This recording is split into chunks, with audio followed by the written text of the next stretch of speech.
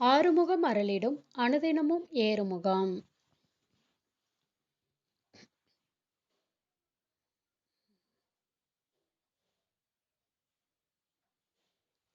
இந்த ஒரு மூட்டையை தயார் செய்து உங்க வீட்டோட நிலைவாசல்ல கட்டி தொங்க விடுறது மூலியமா பலவிதமான நன்மைகள் உங்க குடும்பத்துக்கு வந்து சேரும்.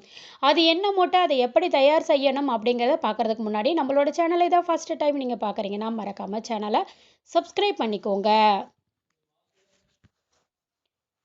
இப்போ எண்ணெய் மூட்டையை எப்படி தயார் செய்யணும் அப்படிங்கிறத பற்றி தெரிஞ்சுக்கலாம். இந்த வருடம் தை அமாவாசை அப்படிங்கிறது புதன்கிழமையில் இன்று வந்திருக்குது. புதன்கிழமை ரொம்ப ரொம்ப சக்தி வாய்ந்த ஒரு நாள். பொன் கிடைச்சாலும் புதன் கிடைக்காதுன்னு சொல்லுவாங்க. விநாயகர் பெருமானுக்கு, புதன் பகவானுக்கும், அதாவது புத்திரகாரகராக இருக்கக்கூடிய புதன் பகவானுக்கும் உகந்த ஒரு சக்தி வாய்ந்த ஒரு நாள். இந்த நாளில் நீங்கள் பித்திருக்கள் வழிபாடு செய்கிறது மட்டும் இல்லாமல் இறை வழிபாட்டுக்கும் முக்கியத்துவம் கொடுங்க.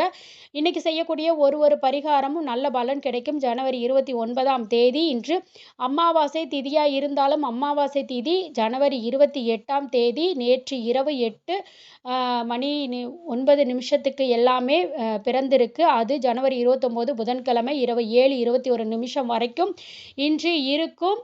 பித்திருக்கள் வழிபாடு செய்யணும் அப்படிங்கிற மாதிரி எல்லா விஷயங்களையும் இரவு 7 மணி 20 நிமிஷத்தில் முடிச்சிருங்க.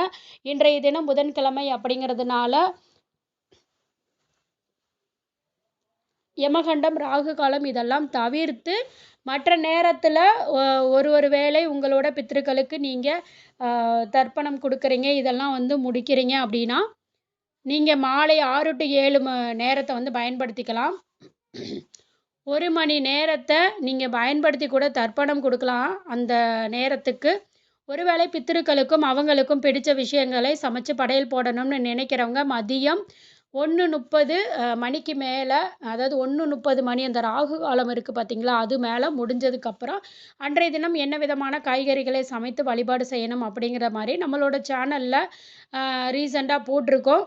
அதையும் போய் செக் பண்ணி பார்த்துக்கோங்க. ஒரு வருஷத்தில் ஒரு மாதம் வரக்கூடிய எல்லா அமாவாசை திதிகளும் நம்ம முன்னோர்களுக்கு வழிபாடு நடத்தணும் அப்படிங்கிறது கட்டாயம். அது மூலியமாக பித்ரு சாபம், பித்ரு நிவர்த்தி பண்ணிக்க முடியும். ஆனால் நிறைய பேரால் இப்போ இருக்கக்கூடிய காலகட்டத்தில் மாதம் வரக்கூடிய அமாவாசை தினங்களில் வழிபாடு நடத்துகிறத அவங்க தவற விடுறாங்க. அப்படிப்பட்ட நபர்கள் மாற்று வழியாகத்தான் ஒரு வருடத்தில் வரக்கூடிய 3 முக்கியமான திதிகள். அதில் முதல் முக்கியமான ஆடி அமாவாசை, அடுத்து புரட்டாசி அமாவாசை, அதை விட்டால் இப்போ வரக்கூடிய தை அமாவாசை. இந்த 3 அமாவாசை தினங்களும் உங்கள் முன்னோர்களுக்கான வழிபாட்டை நீங்கள் வருடம் முழுக்க பண்ணலைன்னா கூட இந்த ஒரு நாளில் நீங்கள் இதை பூர்த்தி பண்ணிக்கலாம்.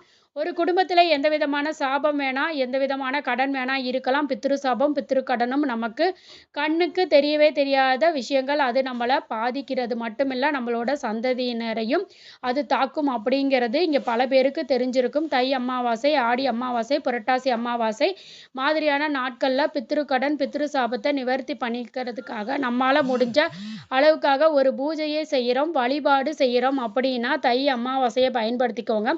பகல் நேரம் முழுவதும் பித்ருக்கு வழிபாடு செய்கிறது, தர்ப்பணம் கொடுக்கறது, படையல் போடுறது இதெல்லாம் முடிச்சுட்டு மாலை நேரத்தில் உங்களோட இறை வழிபாட்டை நீங்கள் கண்டிப்பாக வந்து பண்ணுங்கள். புதன்கிழமை அப்படிங்கிறது விநாயகருக்கும் புதன் பகவானுக்கும் இருக்கக்கூடிய அன்றைய தினம். இப்போ நம்ம சொல்லக்கூடிய இந்த ஒரு மூட்டையை மாலை ஒரு 6 மணி 7 மணிக்கு மேலே உங்கள் கையால் நீங்கள் தயார் செய்து அன்றைய தினம் உங்கள் வீட்டோட நிலைவாசலில் கட்டி தொங்க விடுறது கூடுதல் விசேஷம். 7:20 அமாவாசை திதி முடியுது. மூட்டையை தயார் செய்ய முடியல அப்படின்னாலும் பரவாயில்ல, ஒரு 8 மணிக்கு தயார் செய்து வச்சுருங்க.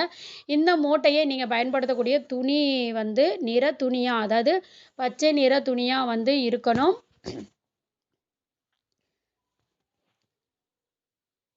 இந்த பச்சை நிற துணி வந்து துணியா இருக்கிறது ரொம்ப ரொம்ப அவசியம்.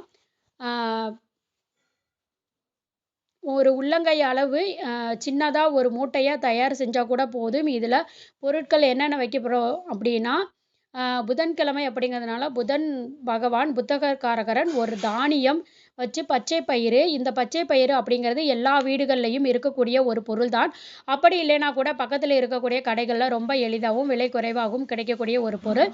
அதை வாங்கிட்டு வந்து வச்சுடுங்க. மாலை 6-7 மணிக்கு மேலே அந்த பச்சை பயிறு இருக்கு இல்லைங்களா, சின்னதாக ஒரு தட்டு வந்து எடுத்து பச்சை நிறத்தை அந்த பயிரை வந்து பரப்பி வச்சு அதில் ஒரு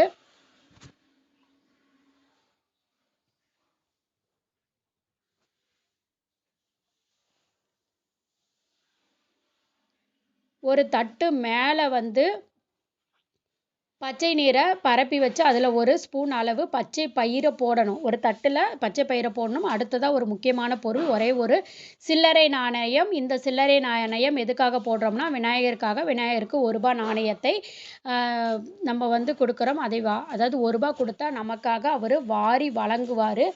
அந்த அளவுக்கு வந்து சக்தி வாய்ந்தது. இந்த ரூ. 1 நாணயத்தை வைத்து நீங்கள் என்ன கேட்குறீங்களோ அதை வாரி வழங்கிடுவார். விநாயகரோட வயிற்று பகுதியில் மஞ்சளும் வைத்து ஒரு நாணயத்தை பதிப்பாங்க. அந்த அளவுக்கு இந்த ரூ. 1 நாணயம் பவர் இருக்குது. ஒரே ஒரு ரூ. 1 நாணயத்தை வச்சுருங்க. அடுத்ததாக ஒரே ஒரு பொருள் மஞ்சள். அது குண்டு மஞ்சளோ கஸ்தூரி மஞ்சளோ இல்லை கிழங்கு மஞ்சளோ இந்த தாலிச்சரடில் வரும் இல்லைங்களா, அந்த மாதிரி மஞ்சள் கூட பயன்படுத்திக்கலாம். தவறு கிடையாது. இல்லை ஏற்கனவே வச்சுருப்பீங்க வீட்டில் அந்த கிழங்கு மஞ்சள், இதெல்லாம் பயன்படுத்திக்கலாம். இப்படி 3 முக்கியமான பொருட்களையும் அந்த பச்சை துணி மேலே வச்சுட்டு அதுக்கப்புறமா அதை நீங்கள் மூட்டையாக கட்டணும். முதல் வேலையாக வந்து நீங்கள் முழுமுதற் கடவுளாக இருக்கக்கூடிய அன்றைய தினம் புதன்கிழமை உரிய கடவுளாக இருக்கக்கூடிய விநாயகரை மனசார வேண்டிக்கணும். ஓம் மகா கணபதி போற்றி போற்றி. இதை ஒரு 3 முறை சொல்லுங்கள். அடுத்ததாக புதன் பகவானுக்குரிய மந்திரம் தெரிஞ்சால் சொல்லுங்கள். அதே மாதிரி மகாலட்சுமியும் வந்து மந்திரத்தையும் வந்து சொல்லலாம். பித்திருக்கள் வழிபாட்டுக்கு மட்டுமல்ல, மகாலட்சுமி, மாரியம்மன், நம்மளோட குலதெய்வம்னு சொல்லி எல்லா தெய்வங்களையும் வணங்கி அற்புதமான ஒரு நாள். இந்த அமாவாசை கடைசியாக உங்களுடைய குலதெய்வத்தையும் வேண்டிக்கிட்டு இந்த பச்சை நிற மூட்டையை கட்டி தயார் செஞ்சு வச்சு அந்த தீபம் போட்டுட்டு கடைசியாக வந்து உங்கள் வீட்டோட நிலைவாசலில் வந்து மற்றவங்களுடைய பார்வை இந்த மூட்டை மேலே விழுகணும். அந்த மாதிரி மூட்டையை வந்து தயார் செய்யுங்க. இரவு நீங்கள் வந்து கட்டிடுங்க. இந்த மூட்டையை கட்டிட்டு அதுக்கப்புறம் நீங்கள் தூங்க போகலாம். உங்களோட அன்றாட வேலை பார்க்கலாம். அதில் இருக்கக்கூடியது சீக்கிரம் கெட்டு போகாது. ஒவ்வொரு அமாவாசை தினம் அதில் இருக்கக்கூடியதை நீங்கள் திறந்து பார்க்கலாம். அதில் ஏதாவது டேமேஜ் ஆகிருக்குன்னு நினச்சிங்கன்னா அதை வந்து மாற்றிடலாம். கால்படாத இடத்துல அதை போட்டுருங்க. அமாவாசை தீதி அன்னைக்கோ கூட அந்த மூட்டையை பிரித்து பார்த்து அதில் இருக்கிறத நீங்கள் மாற்றிக்கலாம். அது ஒன்றும் தவறு கிடையாதுங்க. அதே மாதிரி நீங்கள் வந்து இந்த மாதிரி பண்ணுறது மூலிமா உங்களுடைய வாழ்க்கையில் பணத்தட்டுப்பாடு, தடைகள், கண் திருஷ்டி இது அத்தனையுமே என்ன செய்யும் அப்படின்னா படிப்படியாக வந்து குறைய ஆரம்பிக்கும். அதை நீங்களே வந்து இந்த பரிகாரத்தை செஞ்சதுக்கப்புறம் உங்களுக்கு வித்தியாசத்தை பார்க்க முடியும். கண்டிப்பாக இந்த பரிகாரத்தை செய்யுங்க. இது மிகப்பெரிய செலவெல்லாம் கிடையாது. இப்படி நம்ம பண்ணும்போது நம்பிக்கையோடு பண்ணுங்க. கண்டிப்பாக உங்களுக்கு அதனுடைய பலன் அப்படிங்கிறது கிடைக்கும். அது மட்டும் இல்லாமல் நிறைய பேர் வந்து நம்ம இந்த மாதிரி பரிகாரம் பண்ணிட்டு வீட்டிலேயே வந்து உட்காந்துருந்தா எல்லாமே நடந்துருமான்னு கேட்டால் கிடையாது. உங்களுடைய எதிரிகளை சமாளிக்கக்கூடிய அளவுக்கு உங்களுக்கு சக்தி கிடைக்கும். அப்போ எதுலேயுமே நீங்கள் வந்து முன்னேறதுக்கான முயற்சிகளை நீங்கள் எடுக்கும்போது எல்லாமே உங்கள் வாழ்க்கையில் வெற்றியில் தான் முடியும். சுபகாரிய தடைகளெல்லாம் நீங்கும். பணவரவு தட்டுப்பாடெல்லாம் வந்து உங்கள் வீட்டுக்குள்ளே இருக்கவே இருக்காது. வீண் விரயம் இதெல்லாம் தடுக்கப்படும். வீட்டுக்குள்ளே லக்ஷ்மி கடாட்சம் அப்படிங்கிறது இருந்துக்கிட்டே இருக்கும். நீங்கள் எடுக்கக்கூடிய எல்லா முயற்சிகள்லையுமே வந்து பார்த்தீங்க அப்படின்னா வெற்றி பெறும் அப்படிங்கிறதுல எந்தவித மாற்றமுமே கிடையாது. அதனால கண்டிப்பாக நீங்கள் வந்து இந்த பரிகாரத்தை செஞ்சு பாருங்கள். அதனுடைய பலன்கள் பல 100 மடங்கு இருக்கும். இந்த பதிவு பிடிச்சிருந்துச்சுன்னா வீடியோவை லைக் பண்ணிக்கோங்க.